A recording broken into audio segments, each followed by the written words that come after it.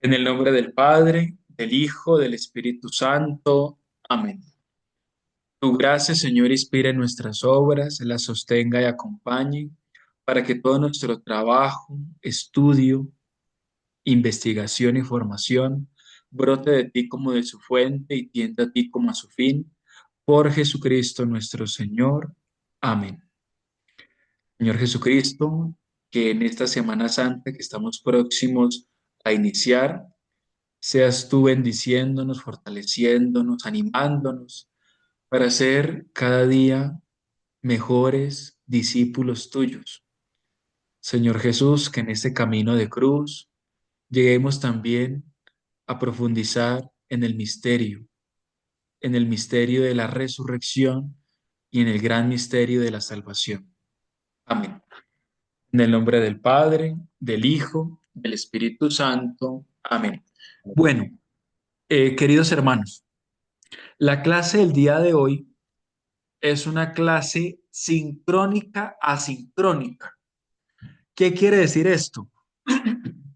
Lo que sucede es que el día de hoy la clase la tiene Fray José Ángel Vidal, ¿cierto? Fray José Ángel, que ustedes lo conocen y demás, pero dado su zona horaria en este momento, pues él previamente ha grabado la clase, ¿sí? Él previamente la grabó. Entonces vamos a tener dos opciones para el que guste. Mirando el video que él nos grabó previamente, en total son 54 minutos.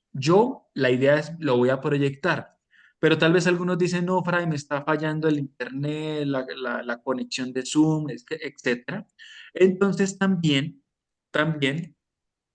yo se los voy a compartir aquí por medio del mensaje, acá. Esto se los acabo de enviar. De tal manera que en esta primera hora, es decir, a las 8 en punto, terminaría la sesión, ustedes verían allí la clase, ¿sí? Van tomando apuntes, van señalando algunas preguntillas allí. De pronto, si tienen algunas preguntas y las podemos solucionar aquí con Fray Pedro, sería genial. O si no, también se las podemos remitir a Fray José Ángel, quien pues es el experto en esta unidad temática del día de hoy. Y los demás, los que digan, no, Fray, yo quiero que ustedes la proyecten acá, te la proyectamos. ¿Listo? Y la vamos a proyectar, de hecho. Ustedes tienen dos opciones. Una es salirse de la reunión y ver el video por el enlace que les acabo de compartir en el chat. Y la segunda opción es, nos quedamos aquí conectados y la vemos aquí junticos. ¿Vale? Esas son las dos indicaciones. No sé, Fray Pedro, ¿qué te parece? No, excelente, una idea muy buena.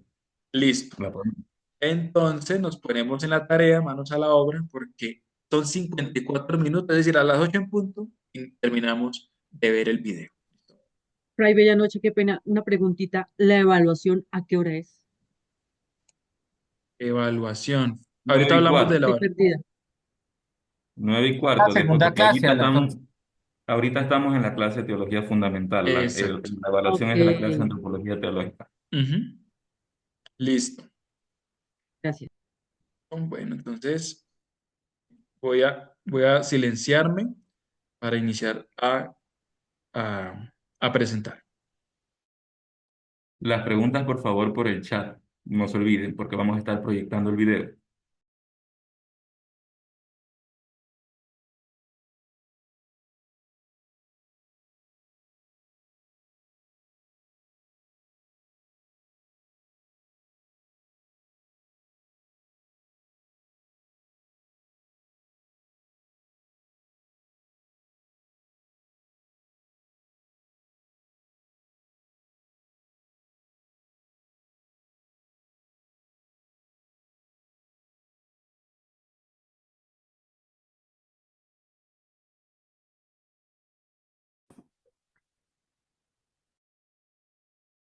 Un saludo muy especial para todos ustedes, queridos amigos y amigas de Comunio.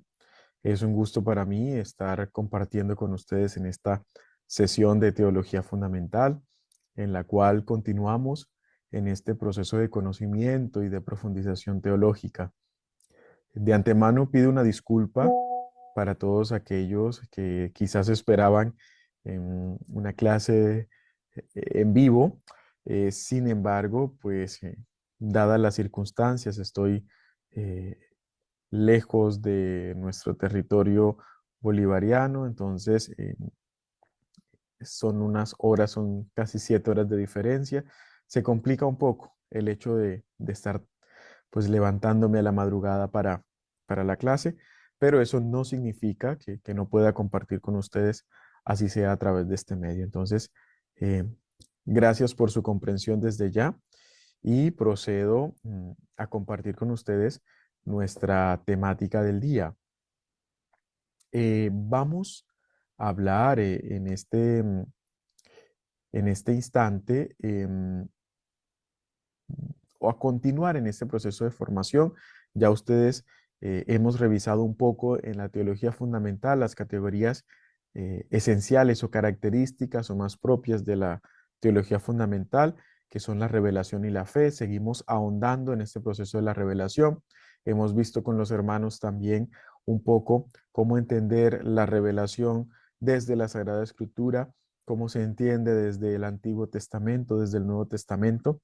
Y para hoy, pues tenemos, por decirlo así, el culmen de la revelación, la plenitud de la revelación, que por supuesto es Cristo, y ya veremos por qué la teología, pero no solo la teología es la reflexión de la vida, es la reflexión que hace ya la iglesia después de haber vivido, de haber celebrado, como en la liturgia después de haberse encontrado la iglesia con Cristo, pues presenta una reflexión al mundo y es lo que hoy vamos a hablar en torno a Cristo como esa plenitud de la revelación. Hemos dicho que Dios se ha revelado efectivamente a lo largo de la historia, desde la creación del mundo. Hemos visto también la revelación y manifestación de Dios en el Antiguo Testamento con el pueblo de Israel, los profetas. Hemos visto también un poco cómo la lectura de este pueblo que va haciendo en torno a la presencia de Dios en medio de sus vidas y, por supuesto, también a partir de lo que Dios quiere transmitir y quiere mostrar a su pueblo a través de los profetas.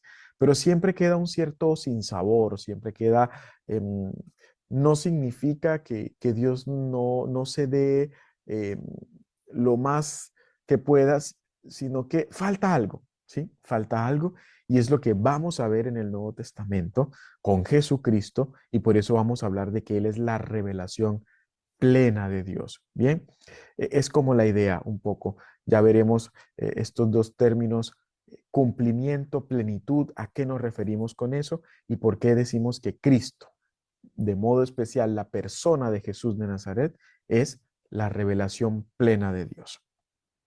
Entonces, para ello les propongo, a modo de objetivo muy simple, comprender que en Cristo, en Jesucristo, en Jesús de Nazaret, se da la plenitud de la revelación. Es decir, llegamos al culme. De allí, de, fuera de Jesús, no hay nada más que se pueda decir en torno a la revelación. ¿A qué me refiero con esto? Jesús lo ha dicho todo. Jesús ha dicho todo lo que Dios quiere que nosotros sepamos. Jesús ha revelado a Dios. Y eso va a ser como tal nuestra tesis. Por eso ponemos aquí en el centro de esta diapositiva, Jesús de Nazaret no solo revela a Dios, sino que es Dios revelado.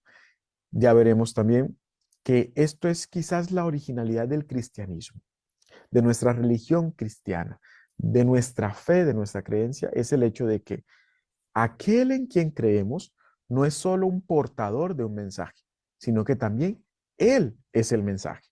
Y eso es distante a todas las religiones, tanto más arcaicas que el cristianismo, como las modernas también. Porque si vemos, por ejemplo, en el budismo, que no es como tal una religión, pero pues bueno, sí entra dentro de esta perspectiva religiosa, Buda era un mensajero, pero él no era el mensaje. Y así vemos en profetas como Mahoma, o así podemos ver en profetas del Antiguo Testamento como el mismo Moisés.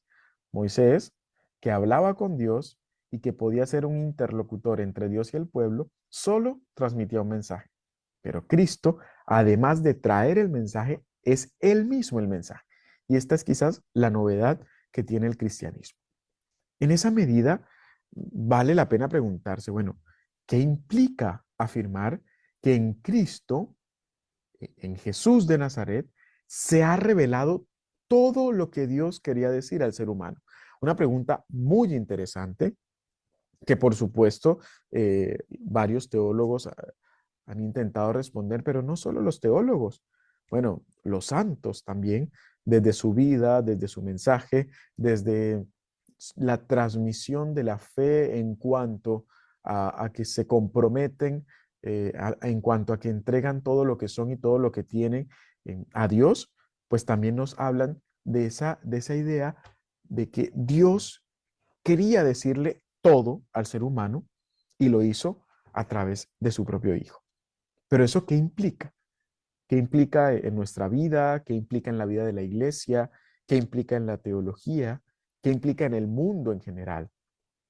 Que en Cristo se haya revelado todo lo que Dios quería contarnos, que ya no hay secretos, es decir, ya Dios ha hablado en Jesús y por lo tanto sabemos lo que Dios quiere y espera de nosotros, pero también sabemos lo que Dios es y cómo debemos comportarnos con Dios. Entonces, este, este gran mensaje, que es al mismo tiempo Cristo, ¿sí? Por eso decimos que Jesús es mensajero, pero también es el mensaje, es el contenido del mensaje, es lo que vamos a descubrir en esta sesión de hoy. De antemano, si hay preguntas, les pido por favor, los hermanos podrían ayudar a responder. Si es algo que de pronto por cuestión de tiempo o cualquier otra cosa no se puede responder, enviar las preguntas al correo. Al final los hermanos me transmiten las preguntas y yo con todo gusto puedo enviarles un correo respondiendo a las preguntas o nuevamente un video. Entonces, con esta introducción, pues damos paso a nuestra temática de este día. He sido muy insistente y creo que en la última vez que nos vimos, cuando hablamos de la teología fundamental y las categorías revelación y fe, hablé mucho de esta encíclica, perdón, de esta encíclica dogmática, la Dei Verbum, uno de los frutos del Concilio Vaticano II. ¿Por qué? Porque allí precisamente está la definición de revelación que tiene la Iglesia. Gracias a la tradición, gracias al magisterio, gracias a la reflexión teológica, llegamos a una definición de la revelación y está en el numeral segundo de la Dei Verbum, en donde decimos, bueno, ¿qué es la revelación? Bueno, la revelación es Dios mismo que se revela y el misterio de su voluntad. ¿Sí? Es Dios que da a conocerse a sí mismo y da a conocer el misterio de su voluntad. A grandes rasgos, esa es la revelación. ¿Sí? Y ese plan de revelación que Dios realiza, pues lo hace a través de hechos y palabras en medio de una historia, ¿sí? La historia del pueblo de Israel, pero no solo, también la creación y luego Jesucristo. Sin embargo, creo que nosotros habíamos quedado allí, en esa parte. Bueno, Dios se revela, Dios se da a conocer, Dios nos muestra su voluntad, ¿sí? A través de hechos, de palabras, hechos como la creación, palabra como lo que quiere transmitir a través de los profetas. Y nos faltaba como esta tercera parte, que es la que le va a dar plenitud, le va a dar sentido a todo lo demás, y es lo último de este numeral segundo de la Dei Verbum. Pero la verdad íntima acerca de Dios, cuidado, este término es bastante sutil. La verdad íntima. ¿Qué quiere decir la verdad íntima? Es decir, Dios mismo, lo que está en el interior de Dios. Y acerca de la salvación humana, entonces tenemos dos vertientes. Uno, la verdad de Dios, su intimidad, lo que Él es y lo que Él quiere de nosotros. Y también la salvación humana, es decir, todo lo que concierne a nuestra realidad que tiende hacia Dios. Estas dos cosas se nos manifiestan por la revelación en Cristo. Todos estos, todos estos hechos, palabras, toda esta intención y este amor que Dios tiene para revelarse a nosotros, se manifiesta plenamente en Cristo. Y dice bellamente la Dei Verbum para finalizar ese numeral 2, que es al mismo tiempo mediador y plenitud de toda la revelación. Aquí es el gran resumen de nuestro tema de hoy. Jesús, que viene del Padre, que conoce al Padre, que es íntimo con el Padre, Él nos muestra quién es el Padre, quién es el Dios Padre, Hijo y Espíritu Santo.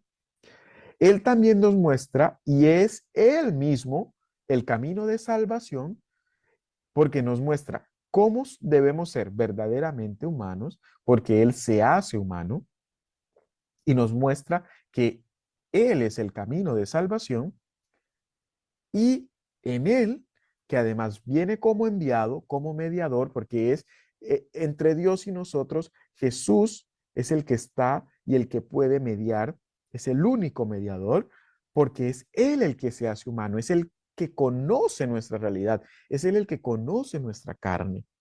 Es precisamente Jesucristo el único que sabe ser Dios y que sabe ser hombre al mismo tiempo, ¿sí? Por eso es Él la plenitud. Entonces, en Él es donde se planifica todo desde la creación del mundo hasta el momento de su venida. Por eso los evangelistas van a hablar, algunos evangelistas van a hablar siempre de la plenitud de los tiempos. Habiendo llegado la plenitud de los tiempos, y luego San Pablo va a hablar también de los días que han llegado, que hemos llegado al final de los días, o más bien a la plenitud de los días. ¿Por qué? Porque cuando Cristo viene al mundo, ¿sí? Ya hubo un camino en donde Dios se fue mostrando, por decirlo así, por cuotas, ¿sí? Por cuotas se fue mostrando mediante la creación, mediante el pueblo de Israel, mediante los profetas, pero ya en Cristo no es por cuotas, ya es en Cristo, en Jesús de Nazaret, es en su totalidad. Ya vemos a todo Dios que se muestra en Jesús de Nazaret. En eso creemos nosotros los cristianos y eso es lo que está atestiguado en el Nuevo Testamento, particularmente evangelios, pero también lo vemos en la carta, en las cartas de San Pablo y muy especialmente en la carta a los hebreos. Entonces, habiendo hecho nosotros este estudio de la revelación a lo largo de la Sagrada Escritura, vimos un poco la primera parte, Dios que se revela a sí mismo, que crea el mundo, que lo hace con gestos, con palabras, llega a su plenitud cuando Cristo viene al mundo. También, y esto es bello, en esa misma encíclica dogmática, eh, encontramos en el numeral 4 de la Dei Verbum, esto viene de la carta a los hebreos, Dios habló muchas veces, ¿sí? Dios habló muchas veces y de muchas maneras por los profetas. Así comienza la carta a los hebreos.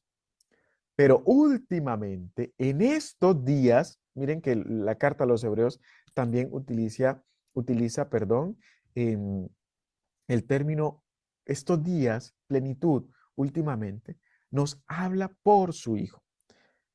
Ya no hay intermediarios como los profetas, ya no está Moisés, ya no están los otros profetas de Israel, ni siquiera Juan Bautista, no. Ahora es el mismo Hijo, es Dios hecho carne el que nos habla. ¿Y qué nos quiere decir? Nos quiere manifestar los secretos de Dios. ¿Sí? En última, el gran secreto de Dios, si lo podemos decir ahí, ¿quién es Dios? ¿O cómo es Dios? Y Jesús de Nazaret nos revela el gran secreto de Dios. ¿Por qué? Porque como él mismo dice, si dice Cristo, el que me ve a mí, ve al Padre. Es decir, quien conoce, quien se encuentra con Jesucristo, quien acepta a Cristo y su mensaje, que es el mismo, pues puede ver a Dios. Por lo tanto, el rostro de Jesús, y lo vamos a ver más adelante, es el rostro de Dios. Así que nosotros, y a nosotros, pues, ¿por qué Jesús? ¿Por qué un humano? Porque es que a nosotros nos queda mucho más fácil comprender algo que hace parte también de nuestra realidad. Y en este caso no es un algo, sino un alguien. Nos queda más fácil comprender a Jesús de Nazaret, el Dios hecho hombre. Y en él se completa, se planifica la revelación, ¿sí? Y eso, pues, es precisamente lo que nosotros vamos a tratar en este día. ¿Significa esto que Jesús es la máxima revelación de Dios? No hay otra. No hay otra máxima revelación de Dios. La encarnación de Jesús es la máxima revelación de Dios. Y es la alianza nueva, es la alianza definitiva, es esa economía cristiana, economía de salvación que no va a cesar, pero ya no hay que esperar más. Ya nadie ni nada nos puede decir más de lo que dijo Jesús sobre Dios. ¿Bien? ¿Qué aguardamos nosotros? Que el mismo Jesús, que ya vino una vez, vuelva por segunda vez y el fin del mundo. No más. Es decir, nadie, y eso lo tiene muy claro la iglesia, pero también la teología, nadie, absolutamente nadie, nos puede decir nada más que Jesús no nos haya dicho acerca de Dios y de la revelación y de su revelación. Esto es muy claro, por favor. Esto lo digo porque viene algo un poco práctico, lo que la iglesia denomina la revelación pública y la revelación privada. ¿Bien? Pero lo tocaremos un poquito más adelante. Por ahora, vale decir que la revelación pública se refiere a esto, a lo que es universal para todo el mundo. Jesús es el único que nos ha revelado en su totalidad quién es Dios. Y nadie más nos puede decir nada más de Dios. Bien, mañana aparece eh, un Mesías o una Mesías diciendo que nos va a contar más cosas de Dios. No, ya Jesús lo dijo todo. Todo lo que necesitábamos saber, ya lo sabemos. Bien. Así pues, como ya ustedes más o menos lo pueden intuir, la encarnación de Jesucristo es el misterio esencial, ¿sí? En la plenitud de la revelación. ¿Qué quiere decir esto? Miren, que Dios haya tomado nuestra carne, haya asumido nuestra humanidad, es el punto de lectura, es la clave hermenéutica de la revelación. No quiero decir que no había otro modo, quizás en la omnipotencia y la omnisciencia de Dios, quizás pudo tener otro modo. Pero digamos que el modo más adecuado para nosotros, no para Dios, para nosotros, para poder acceder a ese conocimiento de Dios, era precisamente que otra persona como nosotros nos dijera quién era Dios. Y el único que podía hacerlo era el Hijo, el Verbo. Él que se encarnó, que tomó nuestra carnita, era el único que nos podía decir para que nosotros pudiésemos entender cómo y quién era Dios. ¿Sí? Por eso el misterio de la encarnación es tan importante. Claro está, nuestra fe se centra en que Cristo vino al mundo, Cristo pasó por este mundo, Cristo padeció, murió y sobre todo resucitó. Venció la muerte. Es el misterio central de nuestra fe. Pero si Cristo nos hubiese encarnado, pues no hubiese habido muerte, resurrección. Y por lo tanto, no podemos nunca desligar la encarnación del misterio pascual. Encarnación y misterio pascual siempre van de la mano. Pero en este caso, cuando hablamos de revelación, decimos, mire, la encarnación es esencial. Si no hubiese habido encarnación, si Cristo no hubiese venido, pues nosotros no hubiésemos podido conocer de ese modo tan perfecto cómo es Dios y quién es Dios. Juan Pablo II en Fides et Ratio, en el numeral 12, también los invito a leer, es una buena lectura, sobre todo para un curso de teología fundamental. Es un texto que escribe Juan Pablo II para hablar un poco de ese diálogo entre la fe y la razón, es lo que traduce Fides et Ratio. En el numeral 12 dice, la encarnación del Hijo de Dios permite ver realizada la síntesis definitiva que la mente humana, ojo, partiendo de sí misma, ni tan siquiera hubiera podido imaginar. El eterno, Dios, entra en el tiempo, el todo se esconde en la parte y Dios asume el rostro del hombre. Algo que para nosotros es inimaginable y para ninguna religión. Es lo que les decía un poco antes. Para ninguna religión es posible que su Dios se encarne en nuestra forma, peor aún que su Dios muera crucificado, ¿sí? Es algo completamente raro dentro de una religión, pero pues ese es el, la esencia propia del cristianismo, ¿sí? Nuestro Dios se encarnó en nuestra humanidad y por lo tanto esa encarnación es una clave de lectura de la revelación, ¿sí? Eh, en esa medida, pues, Juan Pablo II nos ayuda a entender por qué este misterio es tan importante y no puede dejarse a un lado, ¿sí? El misterio mismo de la encarnación. Ahora bien, surge una pregunta, ¿no? ¿Qué significa plenitud de la revelación? ¿Mm? Lo primero que podríamos decir es que, por supuesto, la plenitud de la revelación se funda en la encarnación del Verbo y ya lo hemos hablado. Para eso, si quieren, los invito a leer Juan 1 en el versículo 14, ¿no? Es en Cristo donde va a resplandecer la plenitud de la verdad y la gracia. También lo encontramos en Juan 1:17. Y en los evangelios también se nos dice, mire, es en Cristo, en Jesús de Nazaret, en donde al mismo tiempo se da la mediación y la plenitud.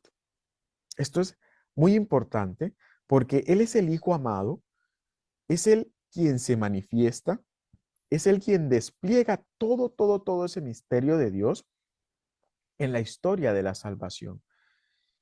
Por tanto, cuando afirmamos que Jesús de Nazaret, que en Jesús de Nazaret se da la plenitud de la revelación, nos referimos a dos nociones importantes. Una noción de cumplimiento y una noción de consumación.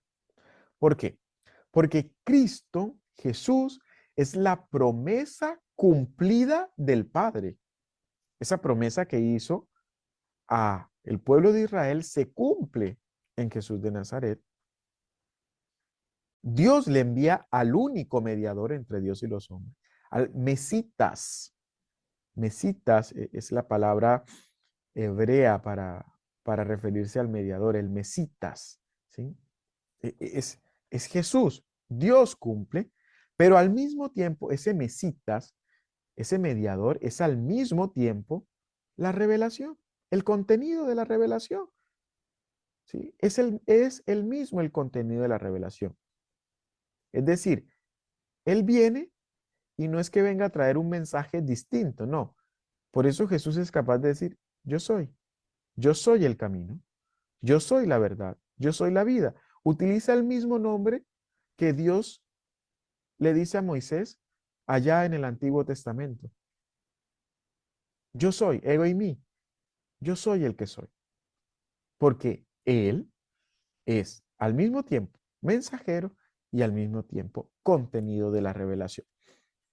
Eso nos lo dice muy bien, lo expresa muy bien el padre Henri de Lubac, un jesuita francés en torno a Jesús.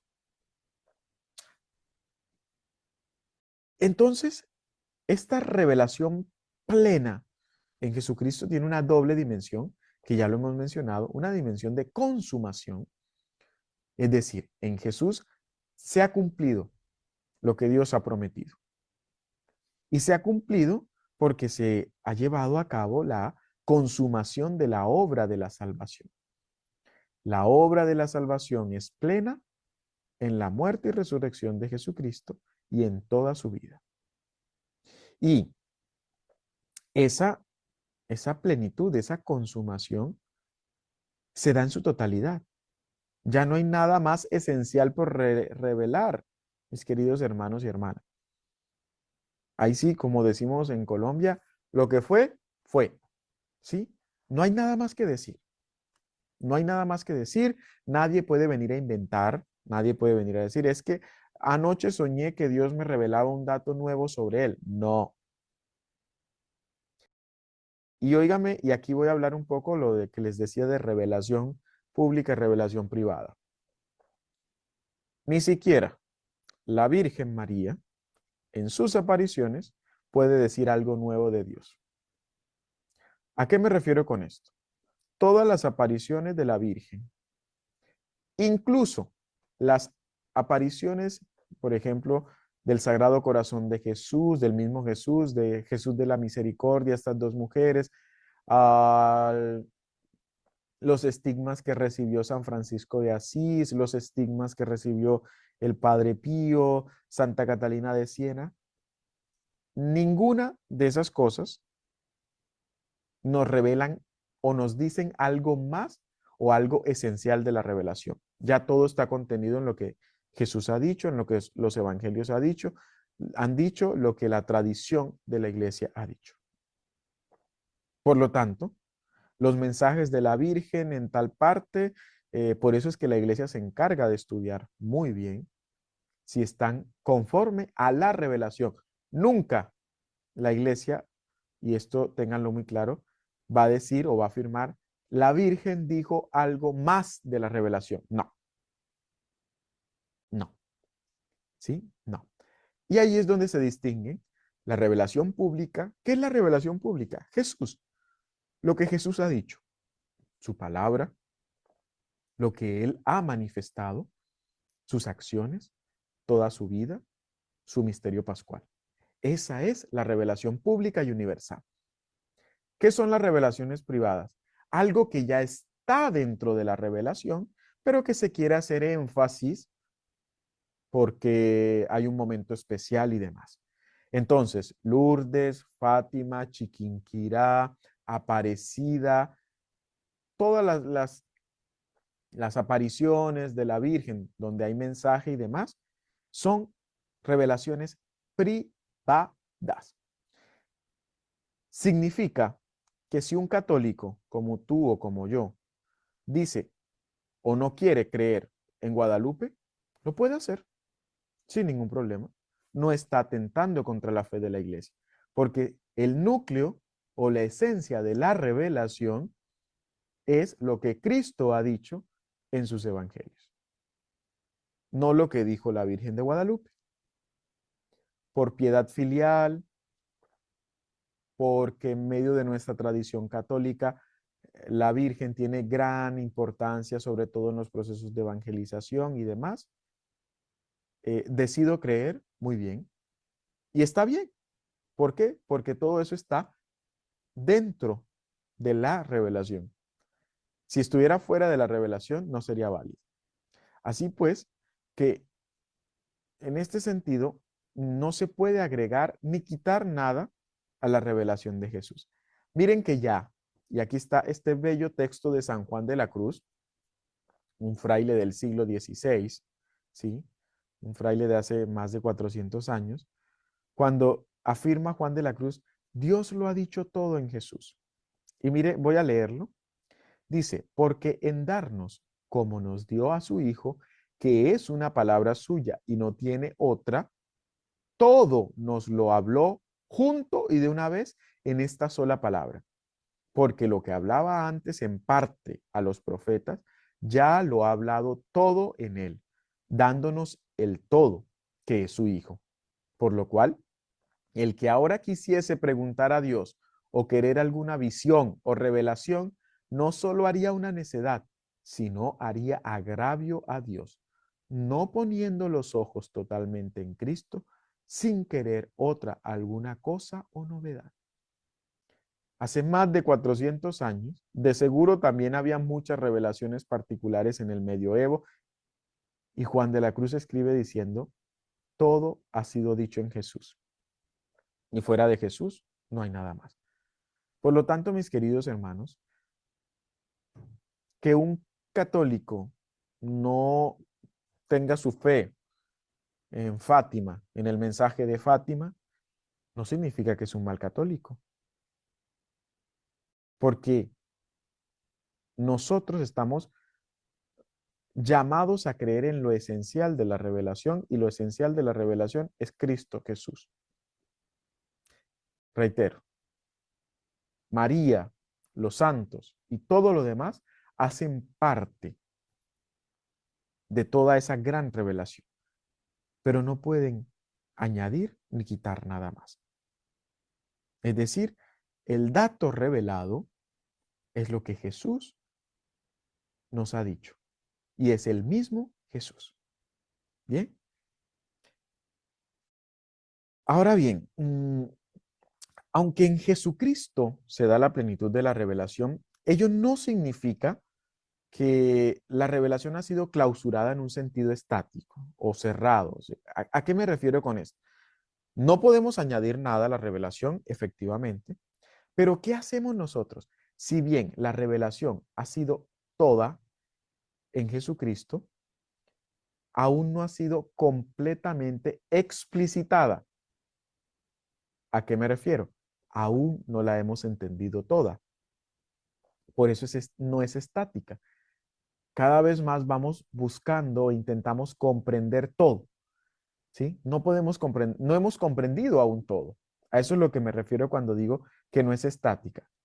Ya es plena, ya es culmen en Jesús, por supuesto. No hay nada más que decir. Pero el problema está en que nosotros no la hemos comprendido toda. Entonces, cada vez que vamos comprendiendo un poquito más, esa revelación se va haciendo dinámica. ¿Mm? No hemos agotado toda la riqueza que hay en Jesús y probablemente no la vamos a agotar, ¿sí? Entonces Jesús, además de darnos toda la revelación, también inaugura un camino de vida, ¿sí? Inaugura un camino a través de su vida, ¿sí? Y con su existencia, en donde ese camino implica un seguimiento.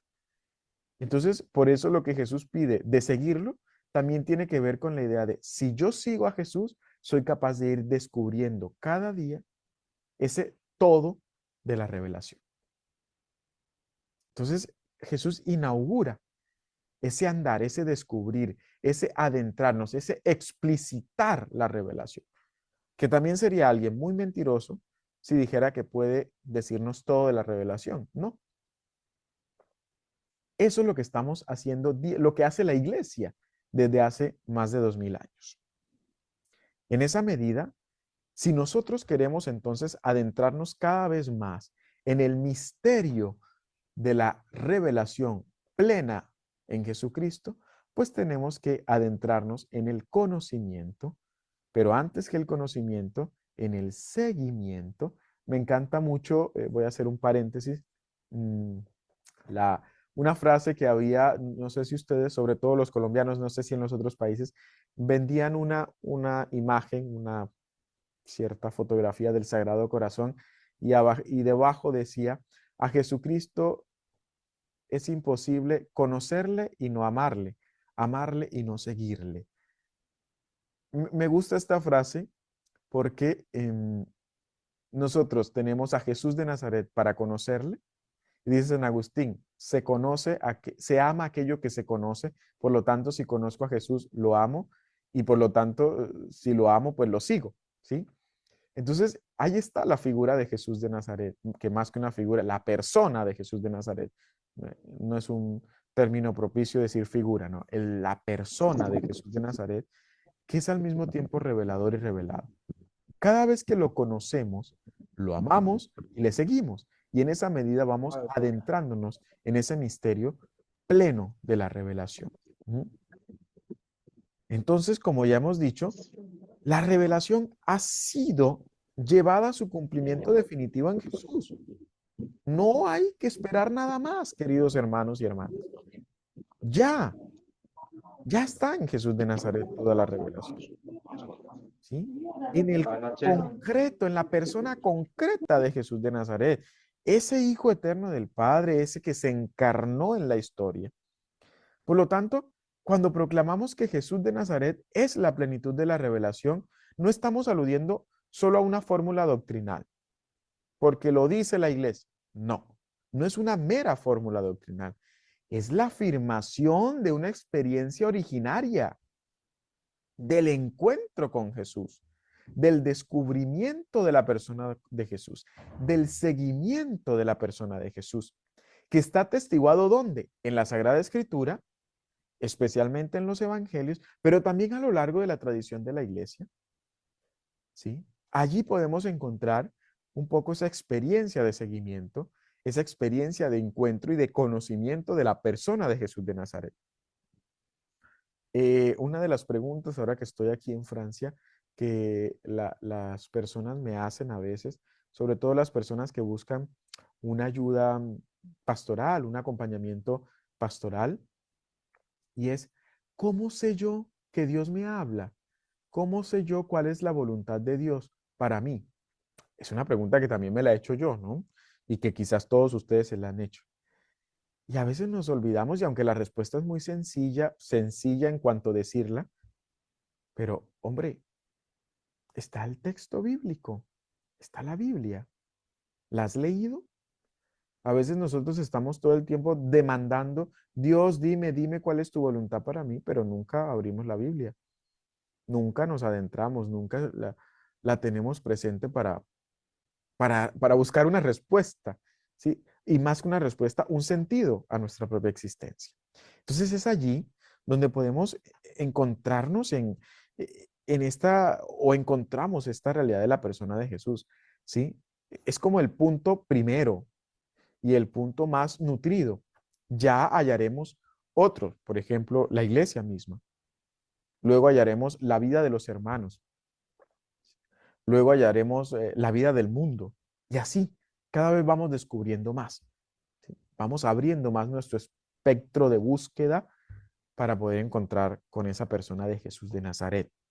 Pero quiero destacar 4 aspectos. Aquí hay 3 y el otro es el más profundo, lo veremos en un momento. 4 aspectos importantes, por lo cual decimos que Jesús es donde converge, se cumplen todas las promesas, en donde se da la plenitud de la revelación. Primero, el hecho de que Jesús es el maestro. Jesús es el rabí. Y al ser el maestro o el rabí, él se hace también la palabra viva y encarnada. En Jesús se establece una distancia significativa con respecto a todo el magisterio anterior. ¿Por qué? Cuando me refiero a magisterio, me refiero, por ejemplo, a los profetas del Antiguo Testamento. A ver, ¿qué hacían los antiguos profetas? Compartían un mensaje que venía de Dios para el pueblo. ¿Qué pasa con Jesús? Y creo que ya se los he dicho. Jesús no solo comparte el mensaje, sino que él mismo es el mensaje. Él es la verdad. Él no solo enseña la verdad, sino que Él es la verdad. Y asimismo, ¿qué hacían los antiguos profetas? Los discípulos lo buscaban a los profetas. Entonces un profeta tenía discípulos porque lo buscaba. ¿Qué pasa con Jesús? Jesús llama personalmente a sus discípulos.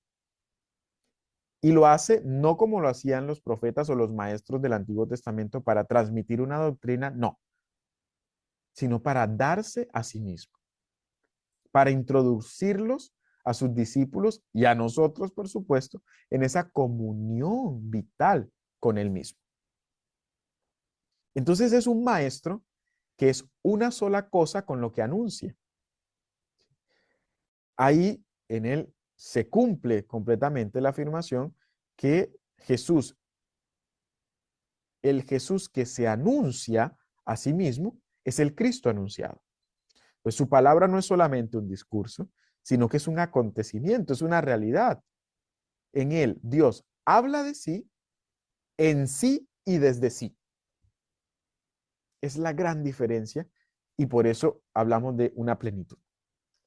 En segundo lugar tenemos el profeta, el profetismo de Jesús. Jesús es el profeta por excelencia, es el profeta esperado, es el último, el definitivo, ya no hay más profetas. ¿Sí? Por eso es un poco la diferencia con el islamismo. Dicen que Mahoma es el gran profeta, el escogido de Dios. Para ellos Jesús es un gran profeta, sí, pero no es Dios. Es el gran profeta, sí, pero no es Dios. Y ahí está la diferencia. Es decir, para el islamismo hubo un profeta más, para nosotros no. Jesús es el único gran profeta. Y así como con la palabra, que él mismo era la palabra, acá también en el profetismo, él mismo, él es la misión misma. Lo que Jesús realiza, sus actos, no son solo un mensaje de parte de Dios, sino que es la irrupción misma de Dios en la historia. Por eso, todos los actos de Jesús son salvíficos. Toda la vida de Jesús es salvífica. Anteriormente, estamos hablando de siglos atrás, se decía que el acto de la cruz y la resurrección era el acto salvífico, el único. No, ya hoy no podemos decir único. Decimos que es el acto más pleno, la muerte y resurrección, pero decimos que toda la vida de Jesús es salvífica. Es decir, las curaciones que hizo, las palabras que dijo, las conversaciones que tuvo con las... Todo eso es salvífico. Toda la vida de Jesús es salvífica. Bien, porque él mismo se hace misión. Y en esa medida es también profeta en tanto que hace cosas que estaban reservadas para Dios. ¿Quién podía perdonar pecados? Solo Dios. Y Jesús perdona pecado. ¿Quién podía vencer la muerte? Solo Dios. Y Jesús vence la muerte. ¿Quién es el único que podía dar la vida? Solo Dios. Y Jesús resucita.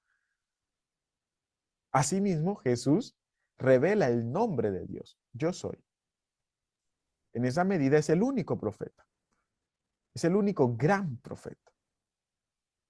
Finalmente, un tercer aspecto de esta plenitud es la llamada al seguimiento. Entonces, ¿qué pasa con Jesús? Además de ser maestro, además de ser, no maestro, de ser el maestro, además de ser el profeta, también es el camino. ¿Sí? Él se convierte en la norma de vida moral de todo aquel que decide seguirlo, de todo aquel que decide creer en él. Entonces, me encanta esta parte y es un poco mi trabajo teológico, es el tema de la opción fundamental, dice la teología moral. Bueno, ¿cuál es la opción fundamental del cristiano, del creyente, del que dice creer en Cristo? Pues seguir a Cristo. Y si yo sigo a Cristo, pues Cristo se convierte en mi norma de comportamiento. Claro, no es por mi buen modo de comportarme que voy a llegar a Cristo. No, es porque ya estoy con Cristo, ya sigo a Cristo, busco a Cristo y a partir de allí transformo mi vida, mi forma de actuar, de ser y de ver. En esa medida también entonces es plenitud para todo el género humano, ¿sí? En la medida en que se sigue a Jesús, se participa también de su vida. Y su persona se convierte en la medida del amor, ¿sí? En la medida de la verdad, en la medida de la justicia. Entonces, yo seré justo en cuanto tengo a Jesús como la justicia. Yo seré verdadero o diré la verdad o hablaré con la verdad en cuanto sigo a quien es la verdad. Y yo amaré en cuanto amo a quien es el único y verdadero amor. Finalmente, de estas 4 características de Jesús como plenitud, pues tenemos el reino de Dios, el mensaje de Jesús. El reino de Dios, que es Jesús mismo, ¿sí? Entonces, el reino de Dios va a ser el núcleo del mensaje de Jesús. Es un mensaje que va a superar, ya no se va a quedar solo en el ámbito del pueblo de Israel, ya no es algo político, no es un Mesías que nos viene a liberar del dominio de otra potencia, ¿sí? Ya no es algo nacional, sino que es algo universal. Y además, algo escatológico, fundamentalmente. Es algo que hace parte del presente y del futuro. Es algo que se realiza y se realizará, ¿sí? El reinado de Dios es eso, que Dios se ha donado, se nos ha dado, se nos ha revelado en la persona de Cristo. Su amor ha irrumpido en el mundo, ha irrumpido y se ha sobrepuesto del pecado, de la muerte y de toda forma de esclavitud. Es la salvación.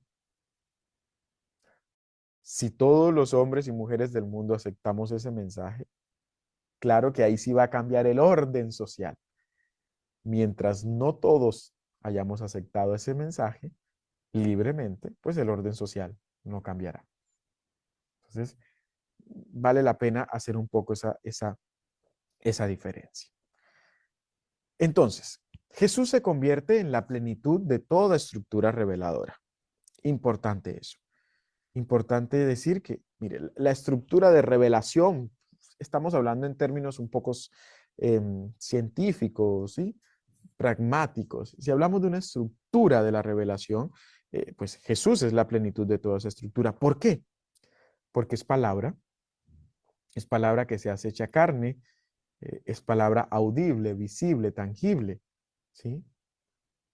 Es Jesús que la palabra eterna del Padre que crea, que es eficaz, ¿sí? Que no solo comunica, sino que realiza lo que proclama. Ahí está la coherencia de vida de Jesús.